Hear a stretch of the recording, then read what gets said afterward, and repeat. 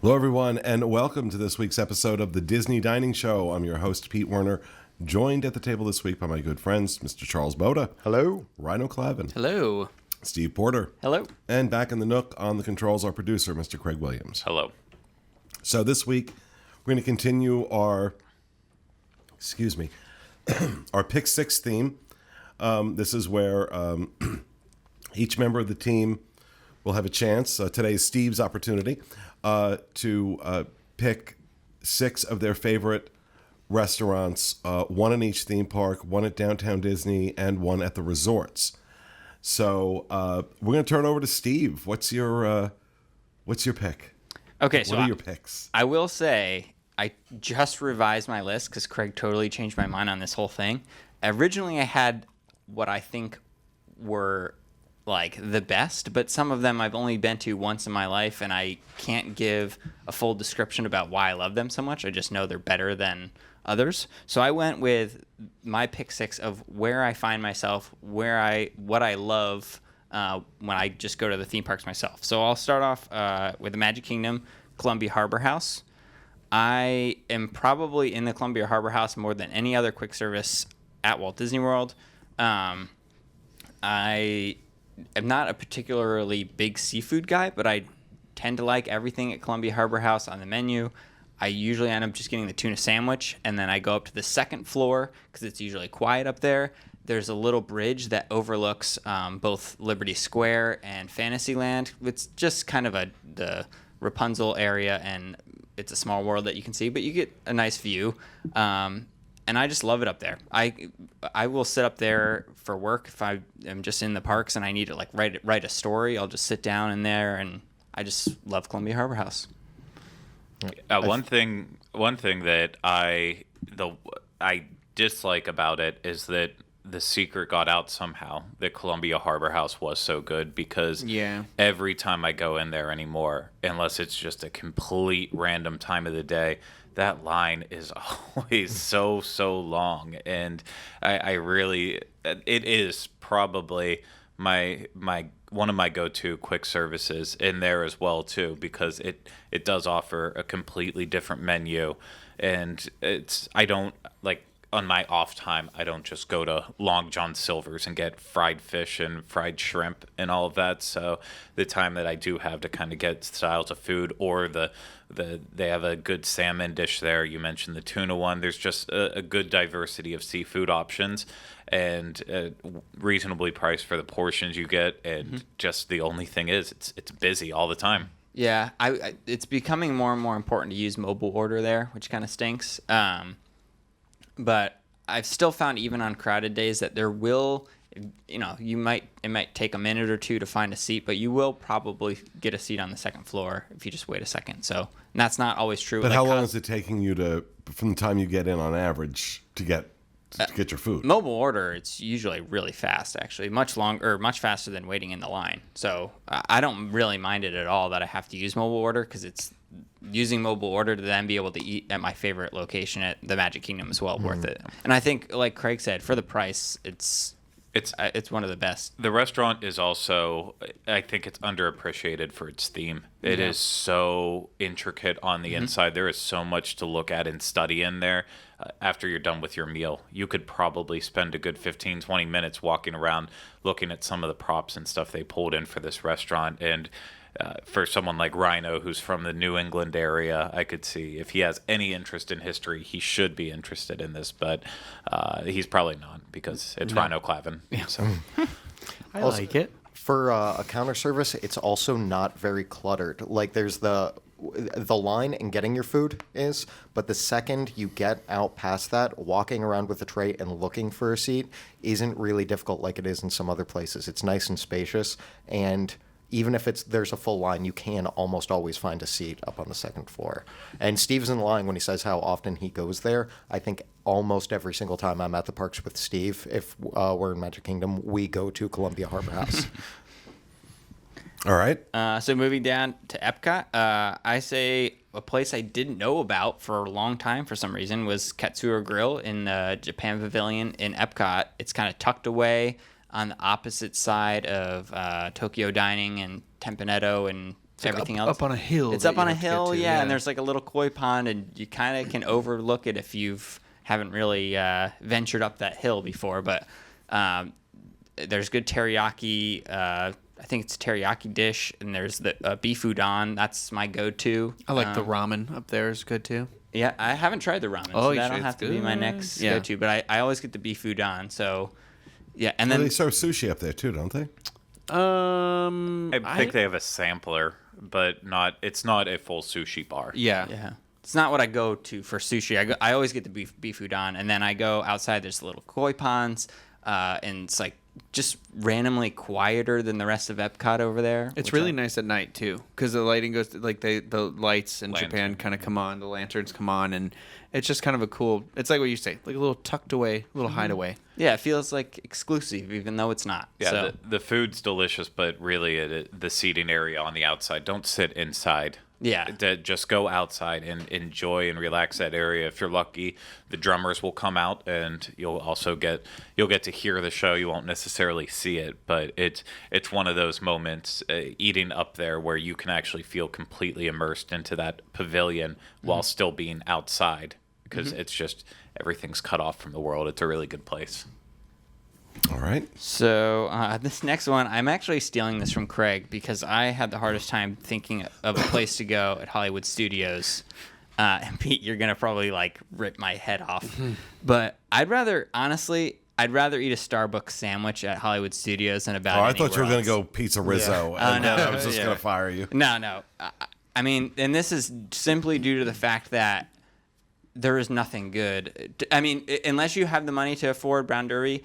I don't have that money to just go to Brown Derby every time I go, which that would be great. But so if you're going on a budget, honestly, either leave the park and go get food somewhere else, or resort to eating Starbucks sandwiches. I mean, it's sad, but that's just the state of Hollywood Studios right now. Hopefully, when Star Wars Land and I think Andy's Andy's Lunchbox. Yeah. I've seen some things on that menu that look really good, so I feel like this is gonna be the booze in the lunchbox. I do think that this is gonna be a little. This will change by the end of the summer, and I feel like it'll probably be Andy's Lunchbox, and then once Star Wars Land opens, it'll probably be the quick service there. But there are some redeeming aspects of Red Trolley Cafe. After the bakery closed down across the street, they moved a lot of the classic desserts over into Starbucks. So it is more than just your standard Starbucks bagged breakfast sandwiches that they throw in their heaters and warm up for you. You have all the specialty cupcakes.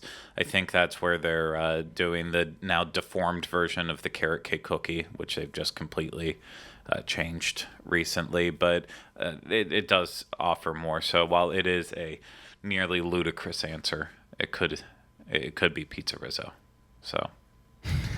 So I mean, it is what it is. What else was I supposed to pick? Kind of a thing. Animal Kingdom, Satuli Canteen. I think that it's probably one of the best quick services at Walt Disney World. It offers totally unique things that allows me to. And this is in the Pandora section. In the Pandora section, yes. A lot of people know I like mac and cheese and simple foods, but this offers things that kind of let me venture outside of that in the quick service realm, and I still really like them. Like the cheeseburger pods, I guess they're just cheeseburgers, but even the bowls are really, really good. So, and the theming in there as well kind of just goes well with the rest of the land. So, I mean, we kind of talked about this on your pick 6, but I totally agree. Satuli Canteen. Because I'm right. And then moving over to Disney Springs, I like Homecoming or whatever I'm supposed to call it.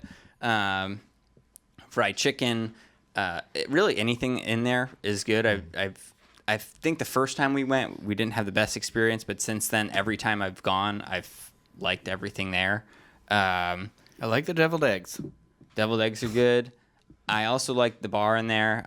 They have these cool refillable like drink things that I found out about that you buy. Yeah, those are cool. They're the $20 drink refill. Yeah, you buy like a $22 drink refillable thing, and then anytime you go back, you can get free unlimited soda, or You can pay the price for just the smaller glass, $12, to get the giant tumbler filled up.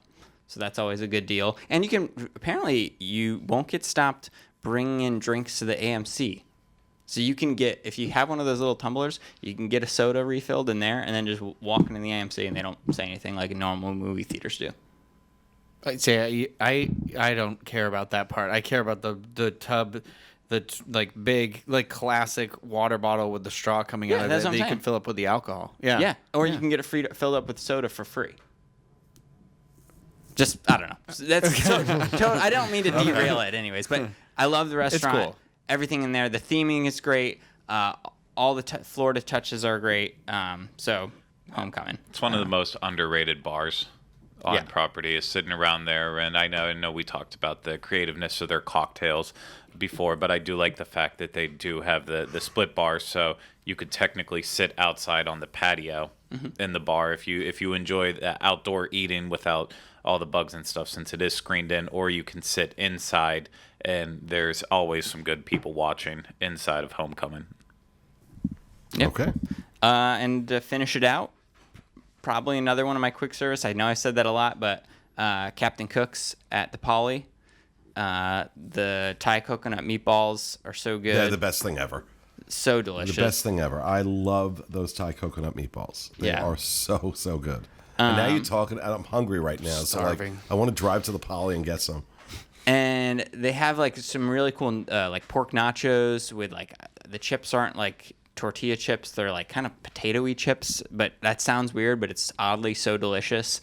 And there's like pineapple in the nachos. So good.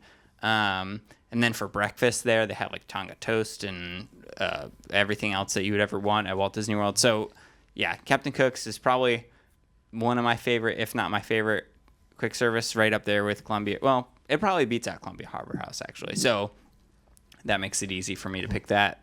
It's also, I will stop there before I go into the Magic Kingdom a lot if I, have been to Columbia Harbor House recently and I don't want to have that again. I'll stop there before I go in and then get my food and go on my way. Do you like Captain Cook's better than Centrally Canteen?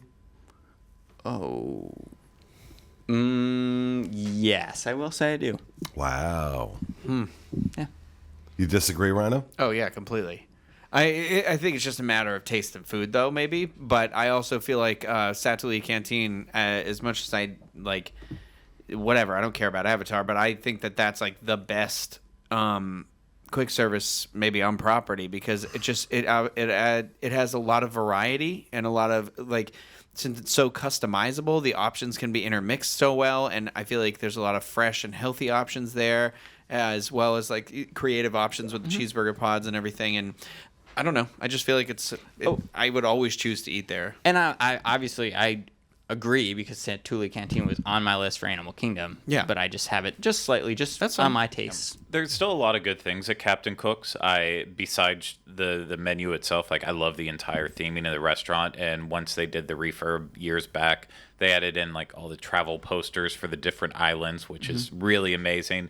But in my opinion, while there are amazing items, like we've already said, the meatballs, some of the sandwiches are good in there, Captain Cook's really screwed it up after they changed the recipe for their pulled pork nachos. They added that weird cheese sauce in that just never really went right. It used to be one of my favorite things to get property-wide, and then just went downhill. Plus, they took off the grown-up grilled cheese, which was one of the biggest losses that they ever had.